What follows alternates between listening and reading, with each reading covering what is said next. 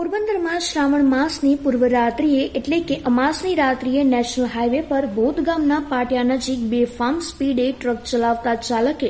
10 ગૌધનને કચડી નાખ્યા હતા, જે પૈકી 5ના મોત થયા હતા, જ્યારે 5ને સારવાર અપાઈ છે. ત્યારે જીવદયા પ્રેમીઓએ ટ્રક ચાલકને પકડીને પોલીસને સોંપી દીધો હોવા છતાં એફઆઈઆરમાં ટ્રક ચાલકનું નામ નહીં હોવાથી આશ્ચર્ય સર્જાયું છે. રાણાવાવની નાગેશ્વર સોસાયટી 1માં રહેતા અને ત્યાંની વનખંડી ગૌશાળામાં સેવા આપતા લખુભાઈ ઘેલાભાઈ મોઢવાડિયા દ્વારા રાણાવાવ પોલીસ સ્ટેશનમાં એવા પ્રકારની ફરિયાદ નોંધાવવામાં આવી છે કે રવિવારે રાત્રે 10:30 વાગે ગૌશાળામાં સેવા આપતા દિવ્યેશભાઈ મેઘનાથીએ ફોન કરીને લખુભાઈને જાણ કરી હતી કે ભોર ગામના પાટિયા પાસે કોઈ ટ્રક ચાલકે 10 જેટલી ગાયોને અડફેટે લઈને ઈજા કરી છે. તેથી ફરિયાદી લખુભાઈએ તાત્કાલિક મહેર શક્તિ સેનાના પ્રમુખ કરશનભાઈ ઓડેદરા ઉપરાંત અજીત ઓડેદરા, દીપક મેઘનાથી, રામદેવભાઈ બોખીરિયા, દિવ્યેશ જોશી, ઋત્વિક જોશી, અર્જુન રાણાવાયા, સંદીપ કારેણા, રમેશ કુછડિયાને જાણ કરી હતી તથા બધા જીવદયા પ્રેમીઓ